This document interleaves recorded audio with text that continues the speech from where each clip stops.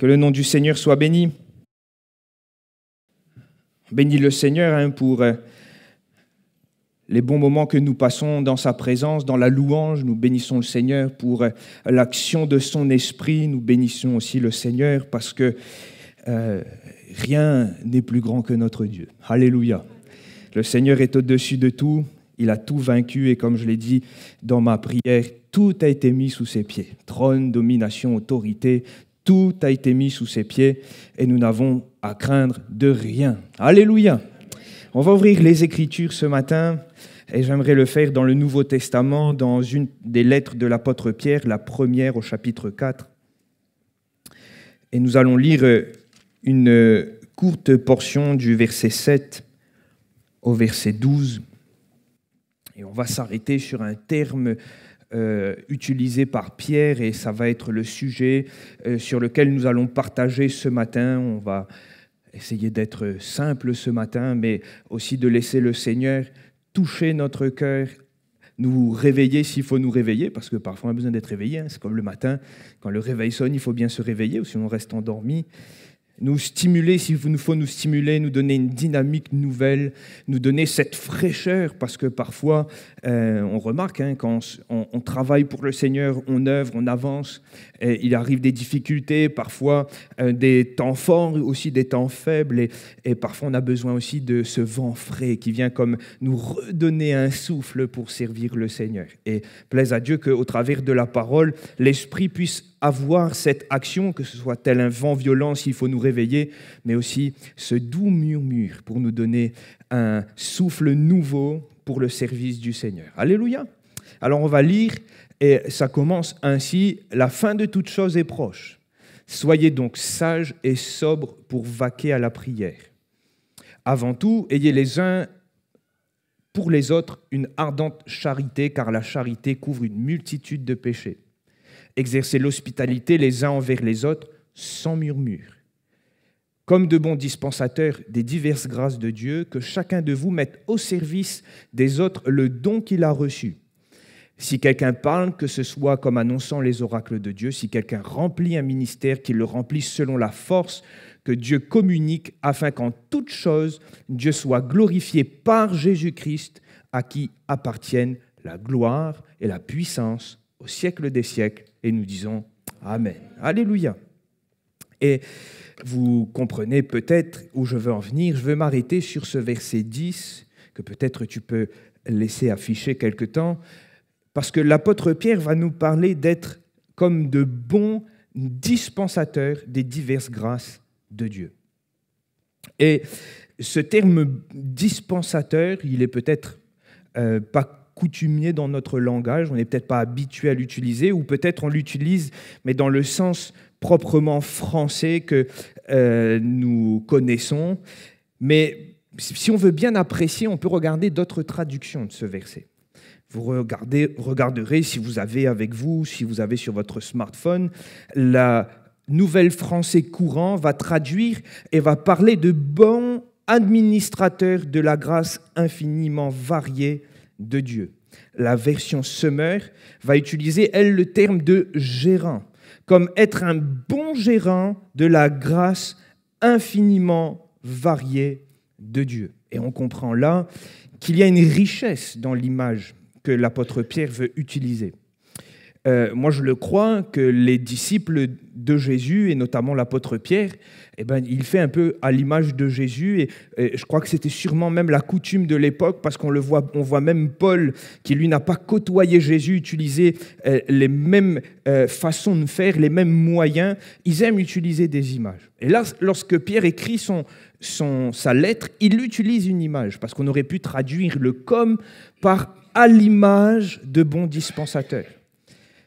Mais qu'est-ce que ce dispensateur ?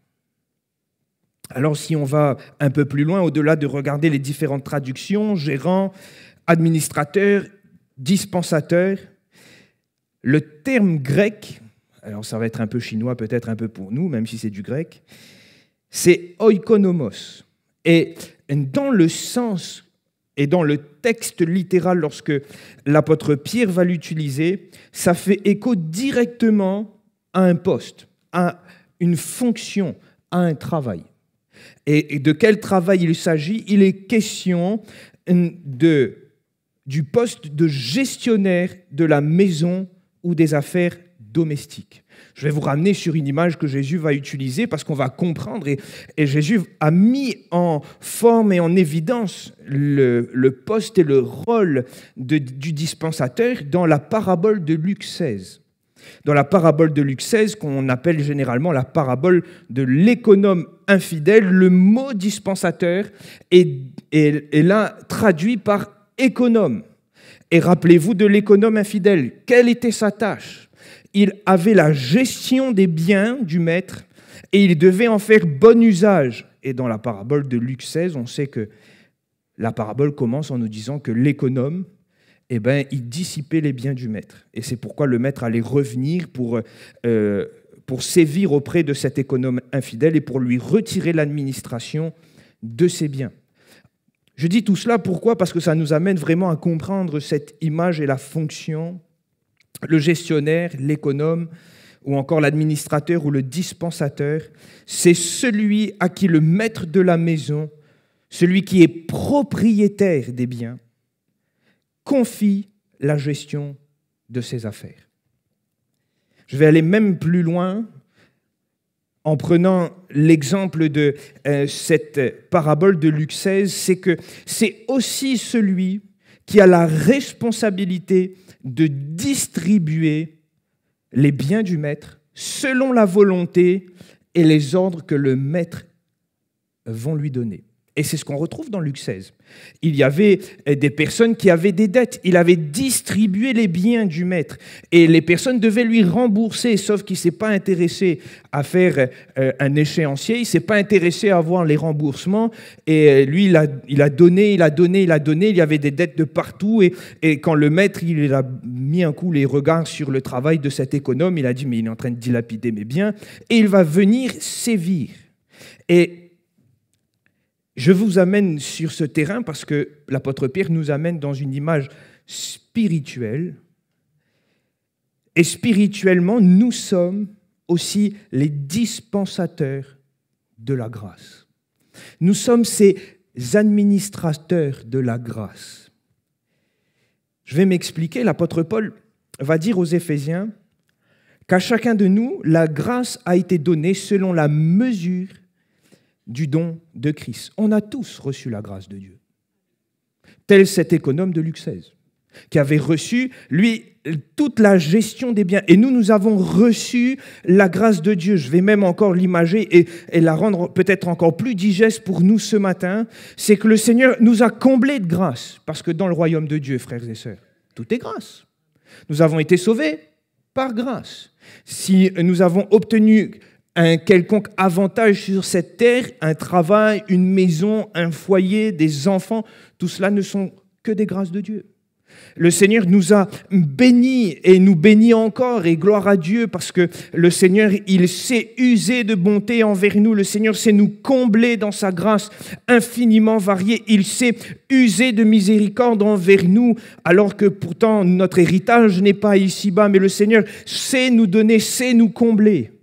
Il nous donne des talents, il nous donne parfois des finances, il nous donne une situation, il nous donne tellement de choses, et tout cela n'est que grâce. Et j'aimerais le dire que finalement, par le réconfort que nous recevons au travers de la grâce de Dieu, c'est comme si nous nous construisons un réservoir de grâce qui vient de Dieu. Et là-dedans, on a toutes les bénédictions que le Seigneur nous a données. Certains peuvent dire, oui, il m'a sauvé, oui, mais il m'a délivré de la cigarette, il m'a délivré de l'alcool, il m'a délivré de ma maladie, il est celui qui a restauré ma famille, il a agi avec puissance dans ce grand réservoir de toutes les grâces que le Seigneur nous a données. Il y a aussi tout ce que le Seigneur nous a donné. Il nous a donné une aptitude. Le Seigneur m'a permis de jouer de la guitare. Il m'a permis d'avoir des compétences dans la logistique, dans la gestion financière. Le Seigneur m'a permis d'avoir une situation dans tel ou tel travail. Tout cela contribue à remplir ce réservoir de grâce. Mais je note une chose, que dans les Écritures, quand le Seigneur nous bénit, quand le Seigneur nous fait grâce, il y a toujours un minima 2 dimensions, 2 pendants dans cette grâce. La première, elle est personnelle. Quand le Seigneur il sauve quelqu'un, c'est pour son salut.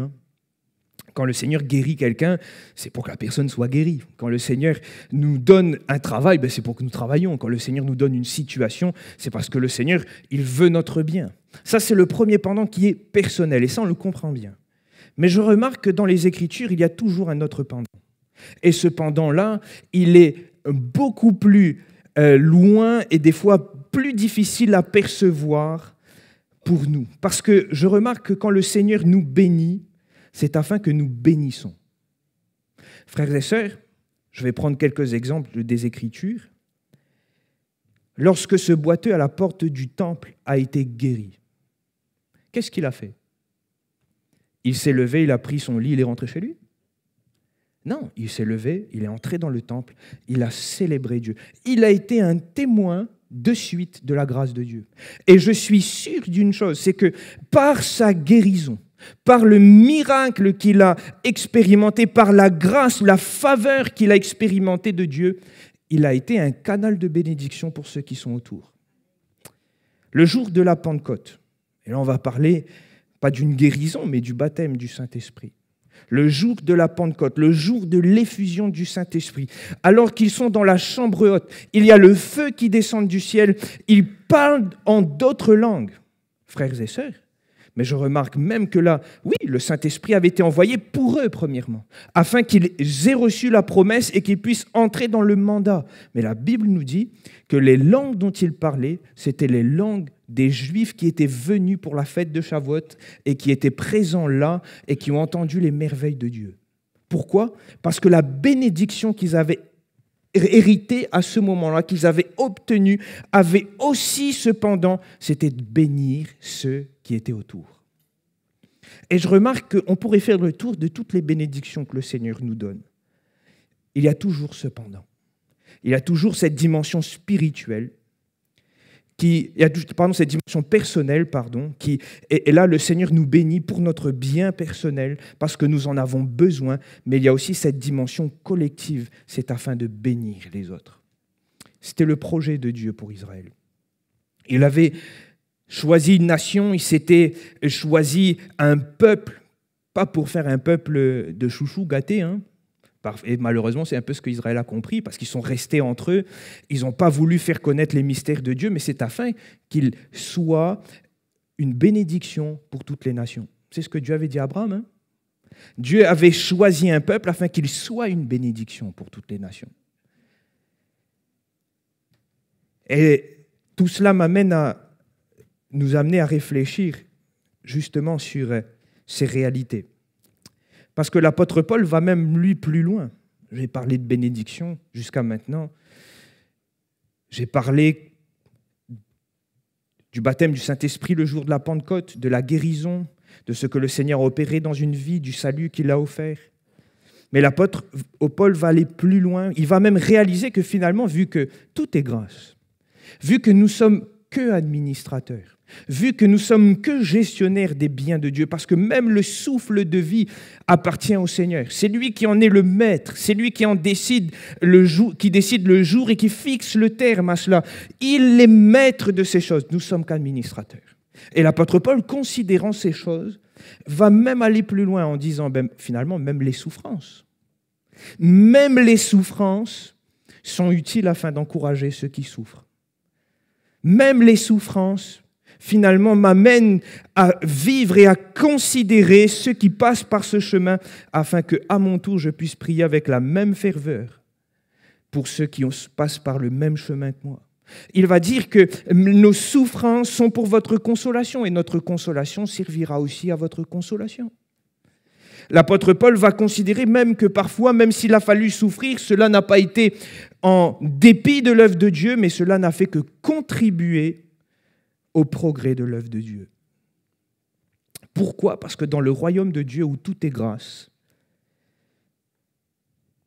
où le Seigneur remplit ce grand réservoir, où il nous bénit, nous bénit, nous bénit, il nous bénit, le Seigneur nous appelle à être dispensateurs. Et j'arrive justement à cette réalité que je veux partager avec vous et que je veux laisser sur votre cœur ce matin, c'est qu'on peut être des chrétiens, excusez-moi de l'image, je vais dire comme ainsi, on peut être des chrétiens citernes, où on remplit, et on ne cesse de remplir. Mais on peut aussi être ces chrétiens réservoirs, c'est-à-dire que certes on remplit, mais des canalisations y sont branchées dans le but d'arroser les autres. Et moi, je le crois que c'est ce que le Seigneur attend de nous. C'est ça, être un dispensateur. Parce que l'inverse, c'est l'opposé d'être un dispensateur, ce serait d'être un consommateur. On peut être un consommateur de la grâce, nous lever du lundi au dimanche en disant « Seigneur, bénis-nous, Seigneur, fais-nous grâce, Seigneur, agis en faveur de ton enfant, agis puissamment. » Mais on peut être aussi un dispensateur. On peut être aussi un économe, on peut être aussi un administrateur de cette grâce en disant « Seigneur, tu m'as béni, je vais aller bénir les autres. Seigneur, tu m'as donné, alors moi je vais donner maintenant aux autres. Seigneur, tu m'as sauvé, alors je vais partager le salut que tu m'as offert aux autres. » On peut devenir ces chrétiens dispensateurs. Comme des bons dispensateurs, on se met à faire connaître ce que Dieu a fait dans nos vies. On se met à partager, on se met à consoler ceux qui sont passés par les mêmes chemins de souffrance. Et moi, je le crois, c'est ce que le Seigneur nous appelle à être ces bons dispensateurs. Non pas être des consommateurs seulement, mais être ces bons dispensateurs. Le Seigneur ne cesse pas de nous bénir et le Seigneur ne cessera pas de le faire. Parce que Dieu est un Dieu bon, Dieu prend soin de son peuple, Dieu prend soin de chacune des brebis du troupeau. Il est celui qui aime son troupeau, qui aime sa création et il ne cessera pas de le faire. Mais il nous appelle maintenant à notre tour à dispenser cette grâce dont nous avons été bénéficiaires. Il nous appelle à notre tour à être agissants, acteurs et ne plus être consommateurs. Pas être consommateur seulement des dispensations, de tout ce que le Seigneur nous donne, des grâces que le Seigneur nous fait, mais à être maintenant des dispensateurs. Frères et sœurs, il y a tellement d'exemples dans les Écritures où on voit que cela n'a pas été fait. Rappelez-vous des 10 lépreux. Ils ont tous été guéris. Mais la Bible nous répète qu'un seul est revenu vers Jésus. Où étaient les 9 autres ? Ils ont simplement consommé leur guérison. On est guéri, on s'en va. Il y a l'exemple aussi de cette parabole des talents ou la parabole des mines. Tout le monde reçoit une mesure, tout le monde reçoit des talents, tout le monde reçoit une part. Mais il y a un quand même qui a décidé de ne pas l'utiliser, de l'enfouir, de le cacher. Alors, on se cache derrière toutes sortes d'excuses, valables ou non, je laisse ça à votre appréciation, mais on n'utilise pas ce que le Seigneur nous a donné et on devient finalement des consommateurs de ce que le Seigneur donne. On n'est plus dispensateur.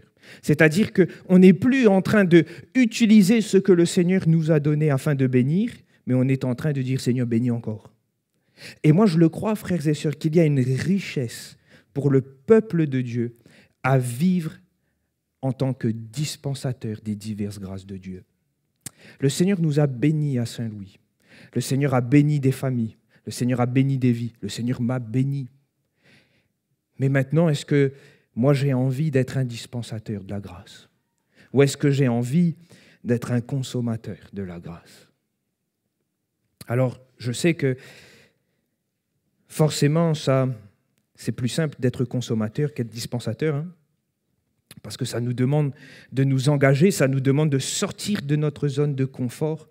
Mais j'aimerais voir avec vous maintenant le cadre dans lequel Pierre nous invite à le faire. Et si tu pourrais réafficher le verset 7 maintenant, parce que c'est ce qui va introduire toute cette péricope de l'apôtre Pierre.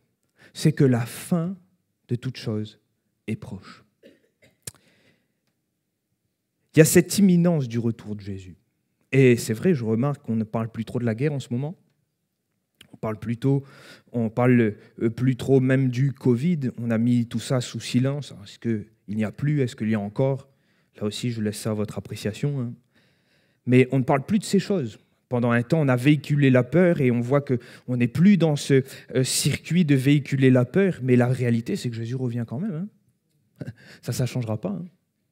La Bible nous présente finalement toutes ces choses que nous voyons dans les actualités simplement comme des contractions. Et on a eu tellement d'enfants qui sont nés récemment que les épouses qui ont mis au monde ces enfants pourraient témoigner, ben oui, les contractions, on ne sait pas quand sera la dernière contraction. Et la Bible nous présente finalement chaque fois que nous voyons des signes de cette fin des temps, des tremblements de terre, des bruits de guerre, des guerres, ce ne sont que des contractions, jusqu'au moment où arrivera la dernière contraction, où les contractions se rapprocheront, qu'on arrivera à la dernière et que ce sera le jour du retour de Jésus. Mais en attendant, Jésus revient. Et ça, c'est une réalité.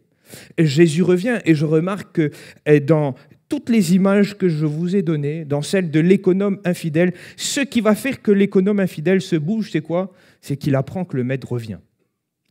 Lui qui avait été infidèle dans sa gestion, dans son administration, il apprend que le maître vient. Et il sait aussi que lui, il va obtenir une rétribution pour ses mauvais actes et il se met à l'œuvre. Il se met à agir, il se met à aller voir tous ceux avec qui avaient des dettes et il va commencer à leur proposer des arrangements, il va commencer à réduire leurs dettes, il se met à l'œuvre. Dans la parabole des talents, à chaque fois que les talents ont été donnés, il y avait toujours cette même réalité, c'est que je vous confie cela, mais je vais revenir. Et moi je crois que c'est pareil dans notre vie, le Seigneur abonde-t-il pas de grâce envers nous? Use-t-il pas de patience? Nous bénit-il pas chaque jour? Et nous fait-il pas tellement de grâce? Mais un jour, il reviendra aussi. Ne demandera-t-il pas à son Église: qu'as-tu fait de ce que tu avais reçu? Qu'as-tu fait de ce que tu as reçu? Qu'as-tu fait du témoignage que tu as reçu? Qu'as-tu fait de la parole que tu as reçue? Qu'as-tu fait des guérisons dont tu as expérimenté? Qu'as-tu fait de la grâce que tu as eu part? Le Seigneur revient, frères et sœurs. Et moi, je note, au-delà de cette réalité que le Seigneur revient, c'est que nous sommes bénéficiaires de cette grâce. Mais est-ce qu'on est majoritaire? Faisons simple. Allons pas très loin des fois, à Saint-Louis. Est-ce que vous pensez que là, sur les 2 cultes, on est majoritaire de toute la ville de Saint-Louis? On est loin, hein? On est très loin. On est très loin. Je pense qu'on n'est même pas à 10% de ce que représente la ville. Et pourtant, nous, on a pu goûter à la lumière. On a eu ce privilège de goûter à Jésus-Christ, d'entrer dans son royaume, de passer des ténèbres à la lumière, de vivre cette expérience de la nouvelle naissance, d'expérimenter toutes ces grâces, d'être guéri parfois, d'être restauré, d'expérimenter des choses glorieuses avec le Seigneur. Et pourtant, il y a tellement de ceux qui n'ont pas cette grâce. Alors, allons-nous être consommateurs ou dispensateurs? Allons-nous partager ou allons-nous garder cela?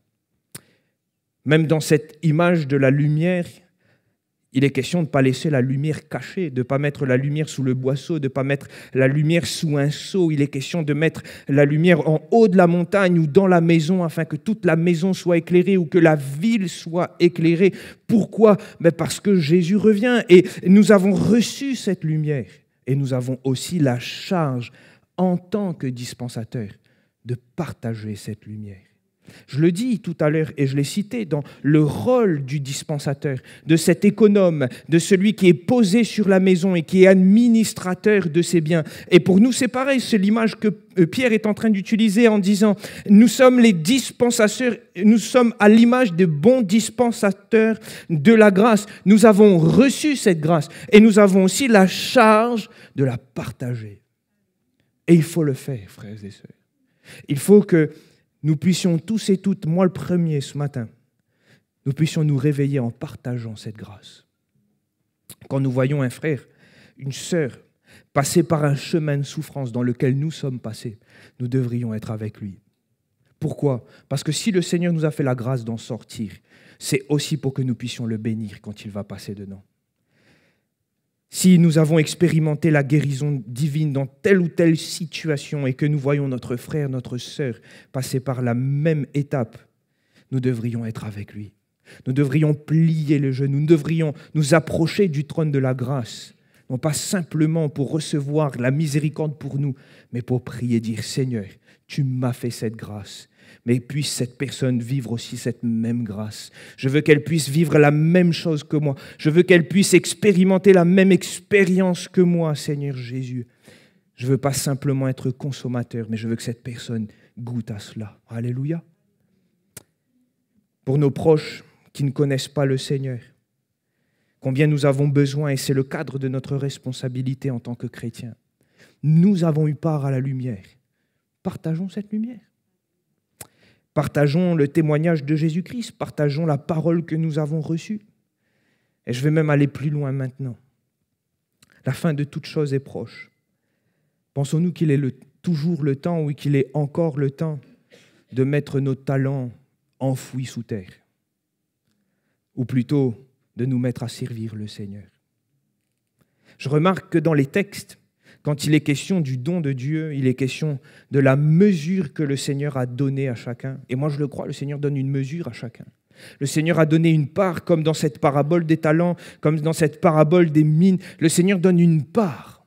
Le Seigneur nous qualifie, le Seigneur, quand il nous insère dans le corps et à l'image du corps humain, aucun membre n'est inutile, aucun membre ne sert à rien. Le Seigneur donne une part.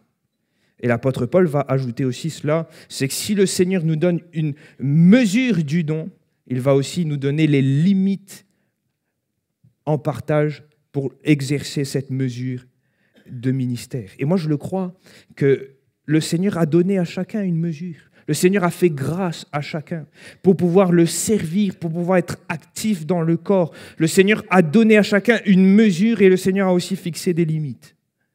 Mais puissons-nous être de ceux qui agissent. Puissons-nous ne pas nous diminuer ce matin, ne puisse personne dire « mais ah non Seigneur, pas moi » ou « ah non Seigneur, je ne suis pas prêt » « ah non Seigneur, je suis trop petit, je suis trop fragile, je suis trop petit ». Non, si le Seigneur t'a donné cette grâce, si le Seigneur t'a fait cette grâce, si le Seigneur t'a communiqué cela, c'est dans un but, mon frère, ma sœur, c'est afin que tu puisses le servir. Alléluia. Et c'est ce que nous voyons dans le texte de l'apôtre Pierre. C'est qu'on remarque qu'être bon dispensateur s'exerce dans deux dimensions, dans deux axes principaux. Dans le texte, il est question de si quelqu'un parle, et il est question de si quelqu'un remplit un ministère, ou plutôt si quelqu'un remplit une tâche, et dans d'autres traductions, il est question de si quelqu'un sert.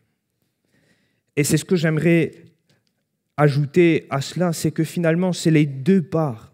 Comment sommes-nous et comment pouvons-nous assumer cette tâche d'être administrateurs de la grâce? Comment pouvons-nous être de ces dispensateurs de la grâce que le Seigneur nous a donnée? Il est question pour nous de témoigner, premièrement, de parler de cette grâce, de parler de ce que le Seigneur a fait pour nous, de parler de ce que le Seigneur a fait, d'exprimer, de dire et de montrer aux gens que dans le réservoir de la grâce que nous avons construit toutes ces années, eh bien, il y a plein de bénédictions que le Seigneur nous a données. Nous sommes riches en Jésus-Christ. Le Seigneur nous bénit. Parfois, on est plutôt, on n'a pas la tranche papaye en tant que chrétien. Il y a des chrétiens qui sont comme ça. On a l'impression que c'est toujours dur, c'est toujours laborieux, c'est toujours difficile. Mais nous sommes riches en Jésus-Christ. Le Seigneur nous a sauvés, le Seigneur nous a arrachés de la boue du péché, le Seigneur nous a guéris, le Seigneur a tellement fait pour nous. Alors oui, des fois on souffre, mais le Seigneur a tellement fait pour nous. Et je crois que la première dimension pour nous en tant que dispensateurs de la grâce, c'est de parler de cette grâce. C'est d'être de ceux qui sommes des canaux justement de la grâce parce qu'ils partagent cette grâce au travers du témoignage en disant « mais tu sais, Jésus il a fait ça pour moi, Jésus il a changé ma vie, Jésus il a transformé mon cœur ». Il est question de parler, frères et sœurs. Et parfois, on se met beaucoup d'obstacles à parler. Parfois, on se met beaucoup d'obstacles à ouvrir notre bouche pour témoigner de ce que le Seigneur a fait. Mais pourtant, frères et sœurs, c'est comme cela que nous sommes dispensateurs de la grâce. Il faut ouvrir le canot et il faut ouvrir notre bouche. Il faut témoigner. Il faut parler du Seigneur Jésus. Il faut dire ce que le Seigneur a fait. Et la deuxième dimension, comme je l'ai cité, c'est le service. accomplir ce que le Seigneur a prévu pour nous. Je l'ai dit, le Seigneur nous a bénis de toutes sortes de manières et de toutes sortes de bénédictions spirituelles. Le Seigneur nous a qualifiés, le Seigneur nous a donné des talents, le Seigneur nous a donné des capacités. Et le Seigneur nous appelle à être à son service. Et on est aussi dispensateur de la grâce de Dieu quand nous mettons à profit cette grâce qu'il nous a donnée, quand nous nous mettons à travailler pour lui, quand nous nous mettons à agir. Alors on n'agit pas n'importe comment, je l'ai dit tout à l'heure, nous agissons selon la mesure du don qu'on a reçu et aussi dans les limites qui nous sont en partage.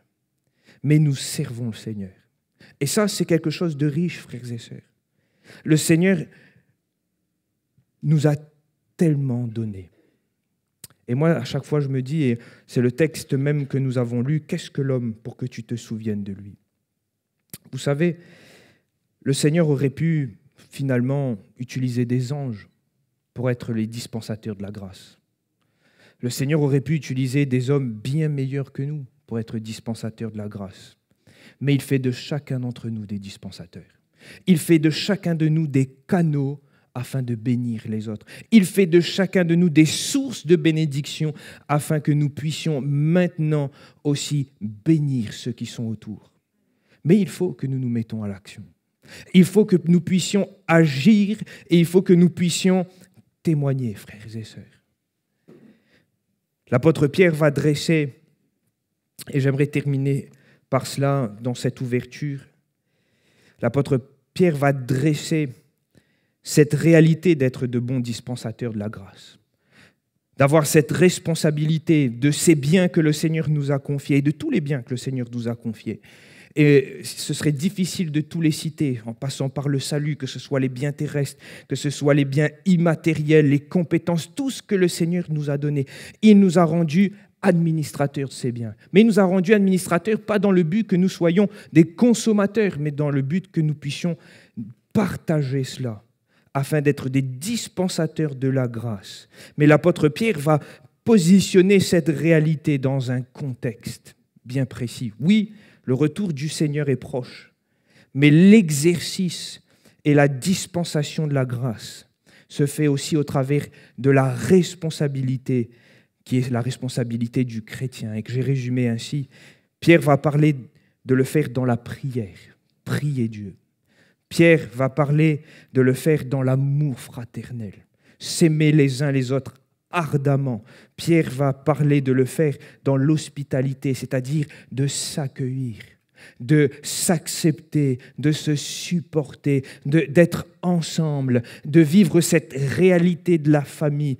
Et Pierre va parler de servir sous et dans la puissance de l'Esprit, en parlant de la force que Dieu communique. Et frères et sœurs, moi je le crois, le Seigneur nous a tout donné dans sa divine puissance. Le Seigneur nous a déjà tout donné. Le Seigneur nous a qualifiés pour le témoignage, pour l'œuvre de Dieu. Le Seigneur nous a fait don de ses grâces afin que maintenant nous soyons des canaux de bénédiction. Alors puissions-nous le réaliser ce matin. Puissions-nous ce matin, si nous sommes des chrétiens consommateurs, puissions-nous devenir des chrétiens dispensateurs maintenant. Nous contribuons à l'œuvre de Dieu. Nous partageons la grâce que le Seigneur nous a donnée, non pas pour notre gloire, mais comme l'apôtre Pierre va finir, pour la gloire de Dieu au siècle des siècles. Amen. Alléluia.